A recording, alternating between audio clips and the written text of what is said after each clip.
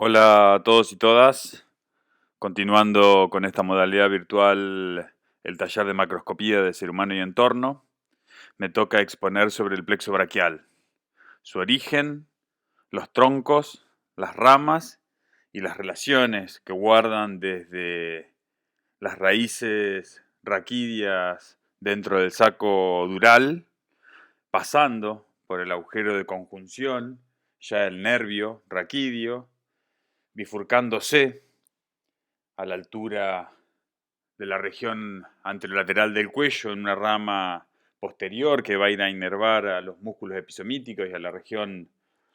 posterior de la piel, los tegumentos de la espalda, y la rama anterior que a partir de C5, C6, C7 y C8 y D1 se van a anastomosar para formar el plexo braquial. El origen está representado a partir de lo que es la emergencia de las raíces anteriores y posteriores del surco medio lateral de la médula, que tienen un corto recorrido dentro del saco para ir en busca de su encuentro en el fondo de saco dural, para posterior y una vez atravesado seguir independientemente cada una de ellas para anastomosarse después de el ganglio espinal que está en la raíz posterior. En esta primera imagen que estamos viendo está indemne el saco dural, y hacia los laterales se pueden ver ya la emergencia de los nervios raquídeos, y puse la referencia como para que tuvieran que ahí estamos a la altura de C5, C6, C7, C8 y D1, que tiene su emergencia desde lo que es la parte intratorácica, rodea el cuello de la costilla y va en busca de la anastomosis con C8. Si incidimos el saco dural de modo longitudinal, podemos ver en la figura número 1 cómo a partir de la generación de tensión por parte de la pinza se puede diferenciar lo que es la aracnoides y el espacio subaracnoideo, que tiene líquido aún contenido. Y si nos pasamos a la imagen número 2, podemos ver también el brillo característico que tiene la aracnoides del lado derecho y cómo se están disponiendo ya las raíces posteriores que están emergiendo del surco medio lateral posterior de modo ordenado en número de 6 a 8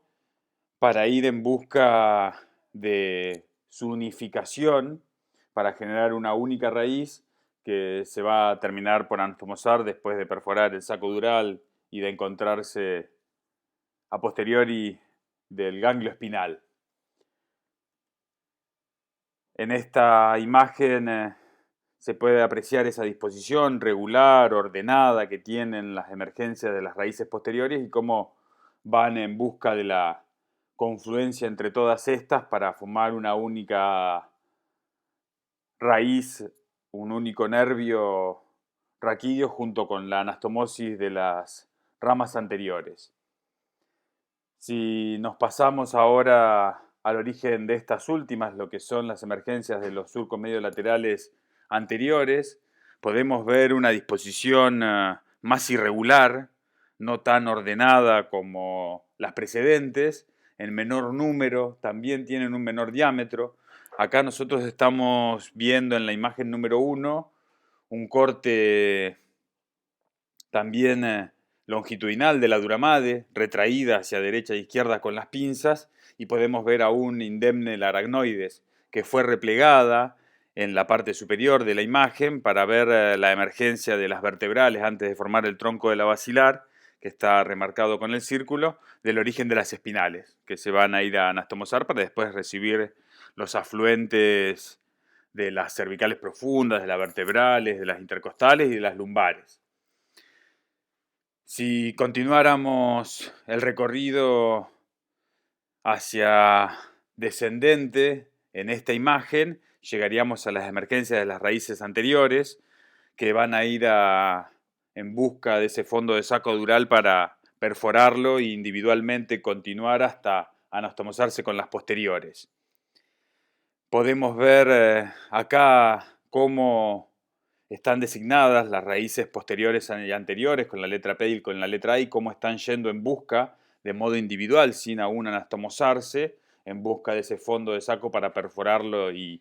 a posteriori del ganglio anastomosarse. También está destacado el ligamento dentado, que es el que las separa dentro de este recorrido intradural que tienen, porque, como dije obvio anteriormente, después de la perforación del saco ya cada una queda revestida con su vaina. La anastomosis de estas dos raíces ocurren a posteriori del ganglio. Es esto una descripción obvio en el estado adulto, porque en lo que es el estado embrionario, durante el desarrollo del mismo, desde el ganglio sale la raíz que va a ir a entrar en la médula y la que a su vez del otro lado va a ir en busca de lo que es la formación del nervio periférico.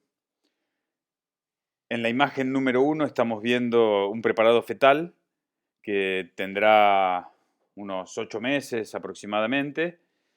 y se puede apreciar más claramente en lo que es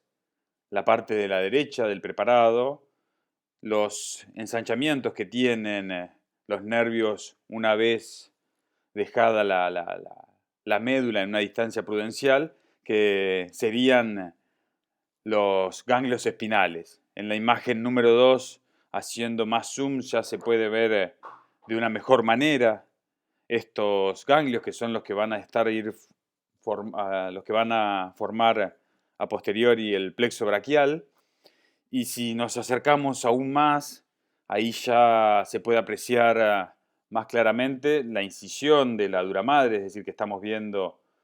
en algunos casos pía madre y en otros podemos ver también ese posible brillo de lo que es la aracnoides. Y si hay dos cosas que remarqué en el círculo. En el caso de la primera imagen, lo que puede llegar a ser la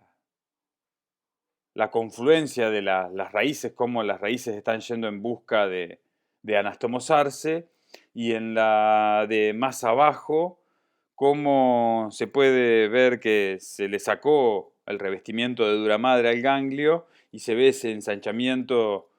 con la formación a posteriori de lo que es ya el nervio raquídeo, a diferencia de las otras estructuras ganglionares que siguen aún conservando la dura madre y por ende el revestimiento de cada raíz anterior y posterior.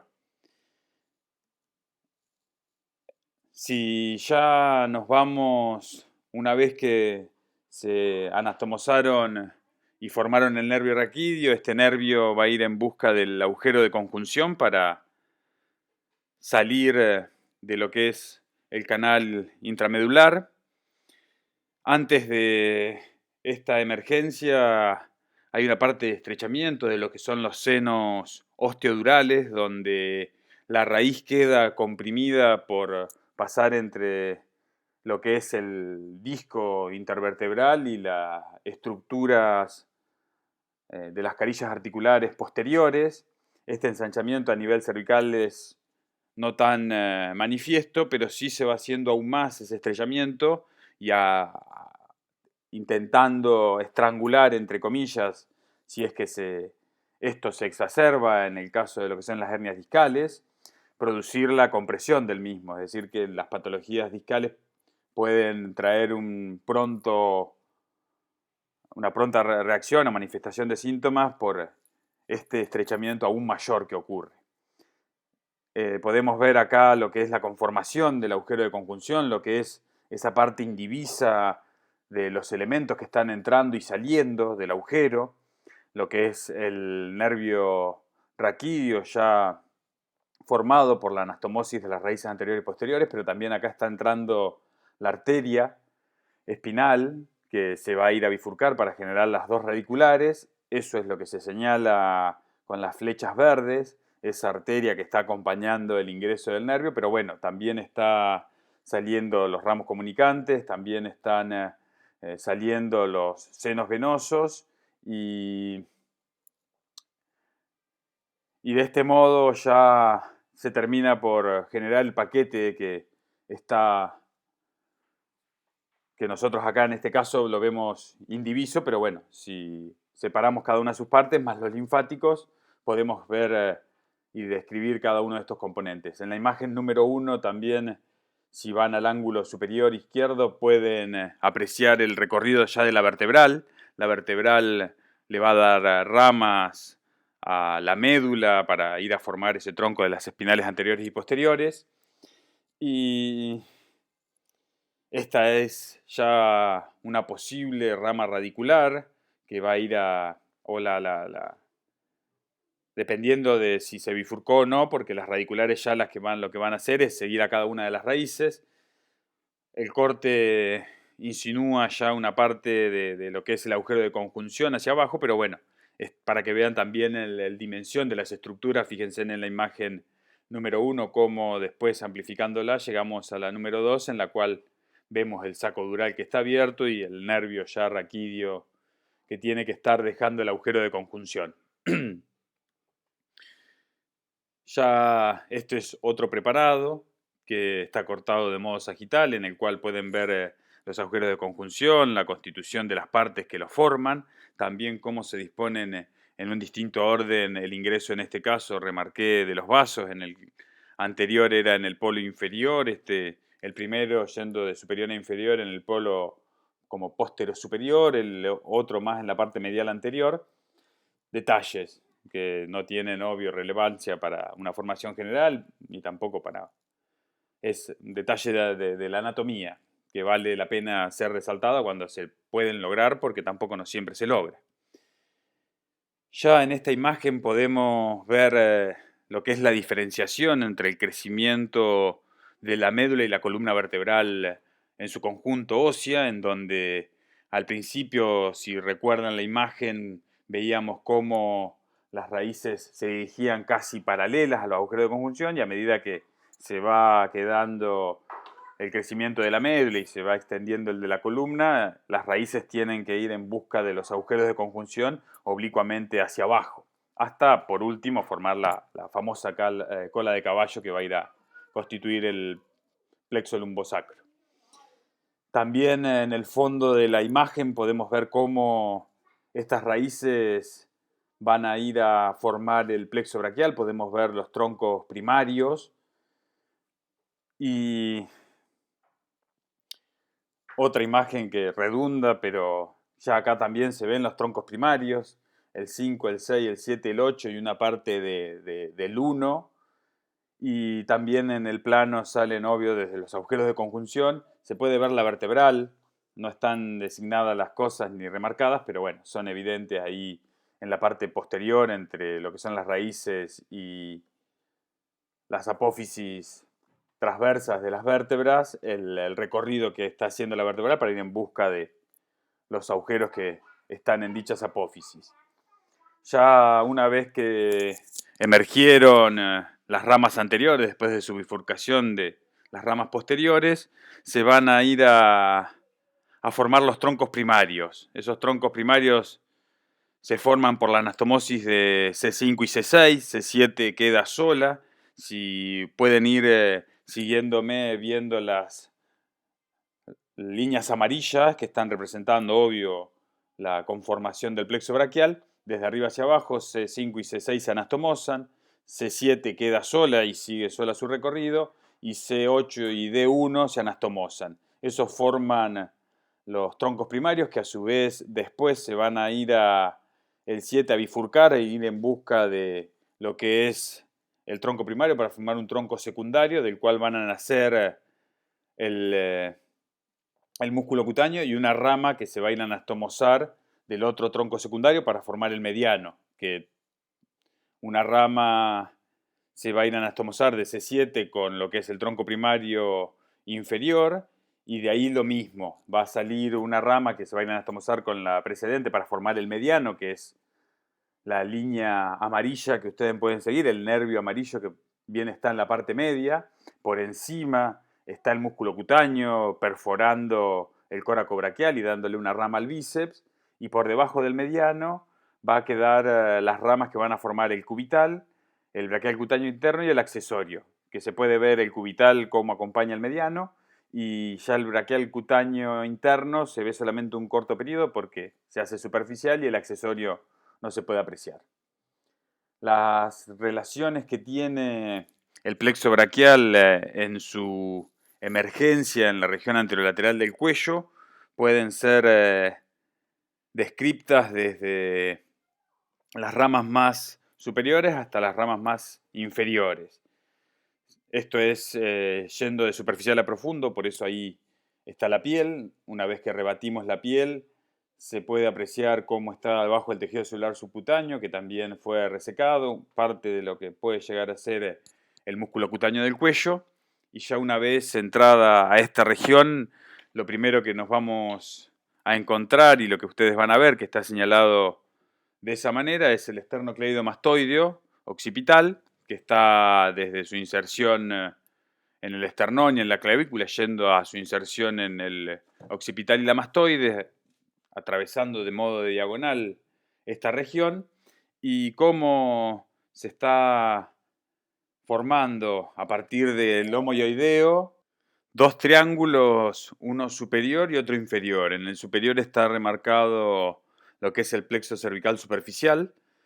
y en el inferior la arteria y vena cervical transversa, la vena subclavia, y si desinsertamos el esternocleidomastoide occipital y lo rebatimos, ahí ya queda, y ya nos acercamos en el plano, ahí ya se puede ver en evidencia cómo el lomo yoideo está atravesando esta región también en busca de su inserción distal en el yoides, la vena yugular interna, conformando el paquete vasculonervioso del cuello junto con la carótida primitiva y el neumogástrico, como la disposición que tiene oculta a estos otros dos elementos, y emergiendo entre los escalenos al plexo braquial, que lo vemos indiviso, no podemos ver ningún tronco, nada de lo que vimos en el anterior preparado, y ese es el fin también de haberlo mostrado de ese modo, porque la constitución está en lo profundo, es decir, tenemos que sacar toda la parte muscular, toda la parte de irrigación para llegar a poder ver el origen de los troncos. Si siguen los detalles descritos anteriormente, pueden seguir apreciando la vena subclavia ya ahora con una mayor dimensión, y desembocando en esta la vena cefálica, que está trayendo lo que es la irrigación superficial del miembro superior, recorriendo el espacio deltopectoral para ir a desaguar a esta vena. La diferenciación entre lo que es la arteria y la vena cervical transversa, el plexo cervical superficial por encima del lomo yoideo, y de este modo poder seguir las relaciones del plexo ya habiendo dejado el cuello en la axila. Estas imágenes que van a ver ahora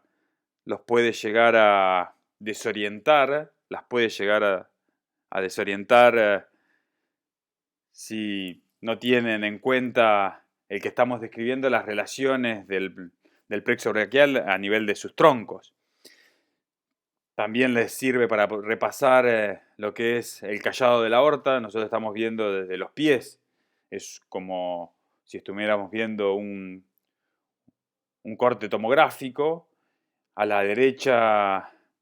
y a la izquierda siempre traten de situar a la aorta a la izquierda en la relación con la columna vertebral. Se puede ver el esófago por delante de lo que es la aorta ya descendente, la bifurcación de la tráquea, la bifurcación de la arteria pulmonar por debajo del callado de la aorta, hacia la derecha de lo que es la aorta ascendente que va a formar el callado de la vena cava superior, y la disposición que tienen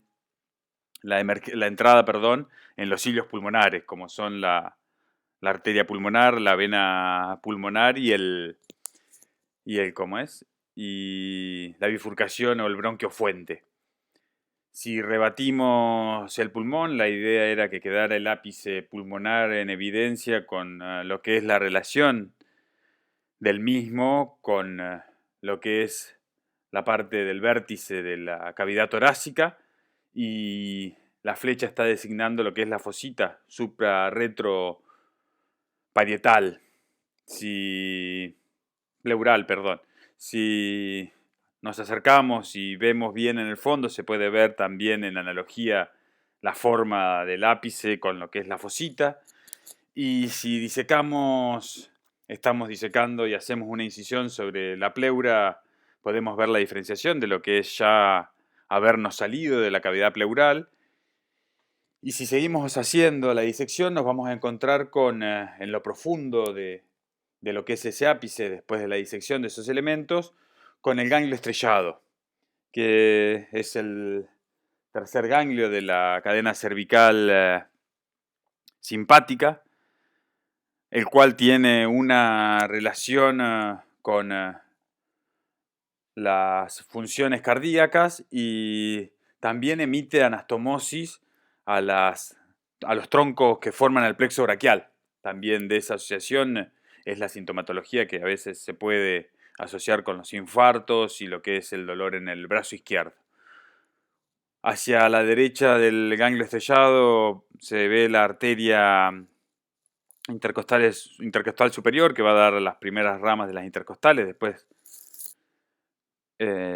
y después se puede ver en lo que es el primer nervio, la rama anterior del primer nervio dorsal, que va a ir a anastomosarse con la octava. En la imagen número 2, la ampliación hace de poder ver de un modo más individual a cada uno de estos elementos, también las emergencias de las distintas raíces nerviosas que están saliendo del ganglio estrellado. Acá les voy a mostrar distintos preparados sobre el ganglio estrellado. Pueden apreciar también acá el recorrido de la vertebral, la emergencia de las raíces anteriores yendo a ir a formar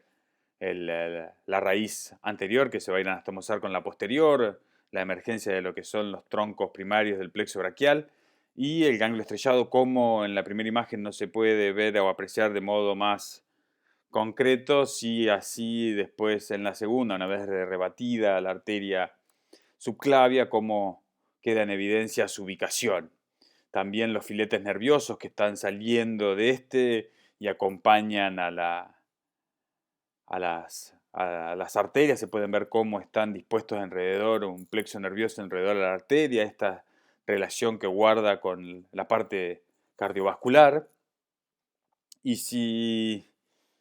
vemos en otro preparado, se pueden ya ver también las anastomosis que tiene con el plexo braquial, cómo también manda un filete que acompaña a la arteria vertebral. Eso es lo que estaba remarcado en los dos círculos. En este círculo ya se remarca la anastomosis con el plexo braquial en sí, que termina por quedar en evidencia ya en esta imagen la anastomosis que tienen por lo menos en lo que es D1 y C8. Si seguimos hacia arriba hasta C7, C6 y C5, y la formación de los troncos primarios y secundarios. Ya una vez dejada la emergencia desde lo que son entre los escalenos, el plexo braquial en la constitución de sus troncos va a ir en busca de el vértice truncado de la región axilar para entrar en ella y en esta región ya dar sus ramas colaterales y musculares. En esta imagen pueden ver lo que son las ramas anteriores, porque todas estos troncos secundarios y sus ramas terminales van a ser anteriores y posteriores. Las anteriores van a ser las que mencioné anteriormente y las posteriores van a dar origen al nervio radial y al nervio circunflejo. En este caso podemos ver las ramas anteriores, se puede ver cómo se forman alrededor a la arteria axilar las ramas del mediano, hacia superior el músculo cutáneo yendo en busca a perforar el córaco braquial para hacerse de su recorrido hasta llegar a perforar en la desembocadura de la vena cefálica media para hacerse superficial, su parte cutánea. Y por debajo del mediano el cubital, que lo va a ir a acompañar separado de el tabique intermuscular, el mediano en la región anterior, el cubital en la región posterior y el mediano acompañado de lo que es el paquete vasculonervioso de la parte superficial del brazo. Esta imagen es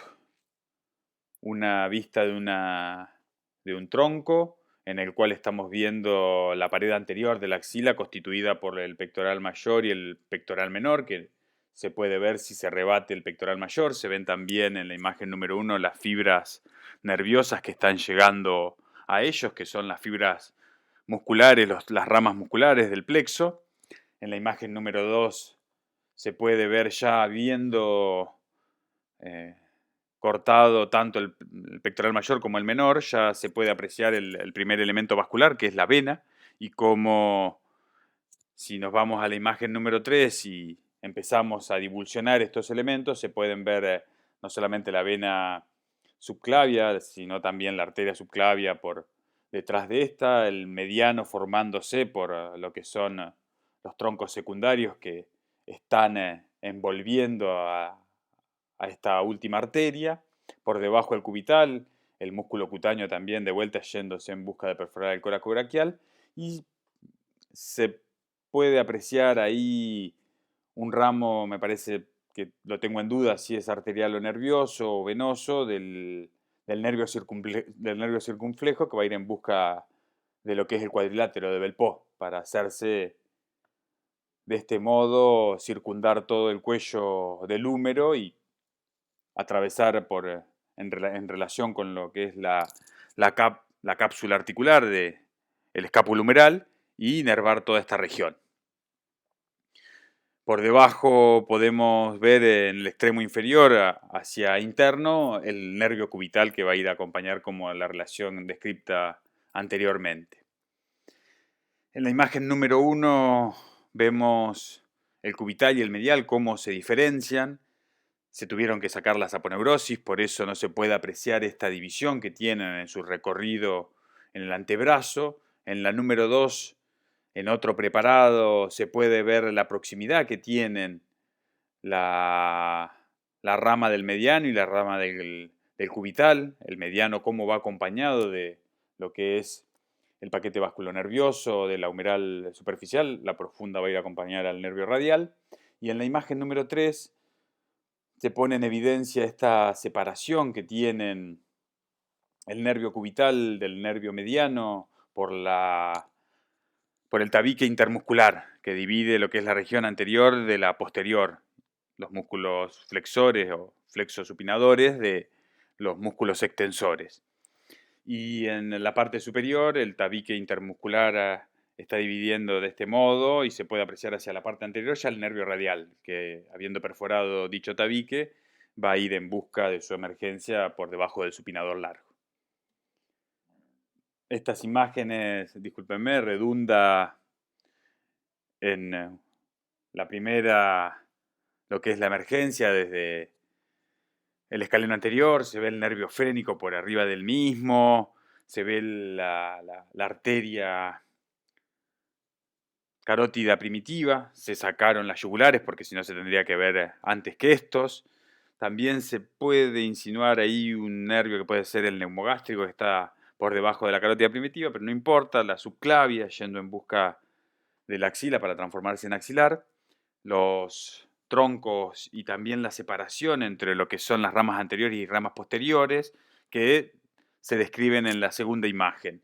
que son la del circunflejo, cómo está yendo en busca de lo que es el cuadrilátero de Belpo, entre el húmero,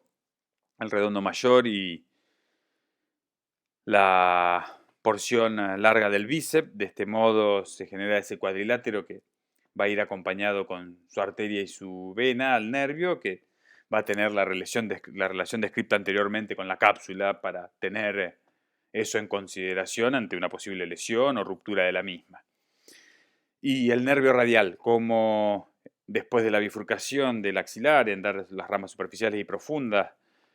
vemos acá la rama, una de las ramas que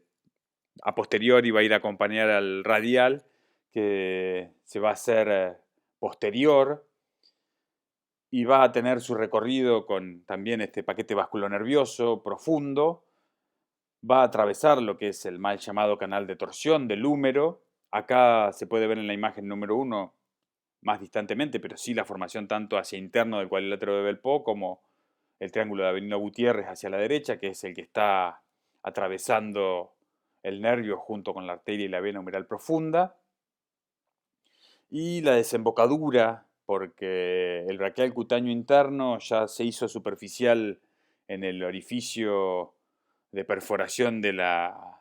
vena basílica, es decir, que tiene un corto recorrido para hacerse superficial y inervar toda la parte cutánea. El músculo cutáneo también desciende, pero un poco más, no tanto para, de vuelta a lo mismo, también hacerse superficial por el orificio de la cervical media, y ya yéndonos a más distal del brazo, podemos ver la disposición en los compartimentos anteriores del mediano y del radial y en el posterior del cubital. Si seguimos cada una de estas ramas, en la imagen número 1 podemos ver cómo el cubital, después de atravesar la inserción que tiene doble el músculo cubital anterior, si lo seguimos a este músculo y lo levantamos al mismo, podemos ver cómo por debajo discurre el nervio cubital ya en su recorrido apoyado de lo que es el músculo flexor superficial de los dedos, va a ir junto con su vaina y lo va a recorrer por debajo del cubital hasta su entrada por debajo de la aponeurosis anular del carpo para entrar ya en esta última región. Si se fijan como el ayudante que colaboró en sacar las fotos está retrayendo el músculo porque si no sería imposible verlo, como en la imagen que están viendo del radial. Si ustedes miran hacia afuera, hacia externo, en esa primera imagen, no están viendo el radial, no lo pueden ver el radial. Y a continuación en esta seguidilla de imágenes lo van a ver como también haciendo lo mismo y levantando al músculo lo pueden apreciar. El radial, una vez que llega al carpo, da sus ramas superficiales y profundas, musculares y cutáneas, y va a compartir la inervación de los músculos de la palma y de la inervación sensitiva de esta región junto con el mediano, que es el otro nervio que va a estar llegando al carpo, pero este no está atravesando de modo superficial, sino que pasa entre los tendones o pasa conjuntamente con los tendones de los flexores superficiales y profundos de los dedos en lo que es el túnel carpiano, con la consiguiente patología que se desarrollan en esta región por la compresión del mismo. Pueden ver el cubital hacia la izquierda, el mediano en la parte media y el radial bien externo. Y los tendones, por lo general, que nos permiten diferenciarlo, como es en el caso del palmar mayor que está por fuera del mediano y los músculos, flexores comunes y superficiales entre los cuales se ubica. Y la relación del cubital con el, ¿cómo es? Hacia su techo con el músculo y hacia adentro que venía compartiendo con el grupo muscular del antebrazo. Si de vuelta a lo que les había dicho anteriormente en cuanto a si rebatimos el supinador largo como músculo que está descendiendo desde el brazo, podemos ver cómo queda en evidencia el nervio radial. Al mediano lo perdimos porque va a ir entre los músculos flexores superficiales y profundos, que es ese grupo muscular que ustedes están viendo hacia interno de la R. Si siguen hacia más interno pueden ver ya el cubital. Fíjense que el nervio cubital está quedando ahí medio oculto también, del mismo modo sin hacer la fuerza necesaria por parte del ayudante. Como el radial está acompañando a la arteria y la arteria radial en busca de lo que es la tabaquera anatómica para atravesarla y perforar el primer espacio interóseo para ir a formar los arcos palmares superficiales y profundos junto con la arteria cubital. En la imagen número 2 pueden ver la diferencia en la emergencia del cubital, cómo lo hace por debajo de la aponeurosis y cómo el mediano está emergiendo por debajo de la eminencia tenar, cómo da su primer rama, la rama tenariana, para ir a enervar los músculos de esta región y después terminan bifurcándose, trifurcándose y dando las ramas que van a ir a compartir desde el dedo pulgar, el índice y el mayor, y lo que es el meñique, la mitad externa por el mediano, y lo que es la mitad interna y el meñique por por el nervio cubital. La región posterior se le agrega lo que es la inervación por parte del radial. Con esto terminamos todo el recorrido desde el origen radicular, desde el origen aparente de las raíces, porque el origen real está en la neurona, ¿bien? Hasta sus últimas ramificaciones sensitivas en la palma de la mano. Nos volveremos a encontrar virtualmente, me volverán a escuchar virtualmente próximamente, generando un video sobre el plexo lumbosacro. Todas estas imágenes fueron obtenidas por mí y por Santiago, que es el ayudante que ustedes ven la mano negra, y son piezas cadavéricas preparadas en la Cátedra de Anatomía B, en la cual yo trabajo desde la Facultad de Ciencias Médicas de La Plata. Así que los dejo hasta la próxima. Un saludo.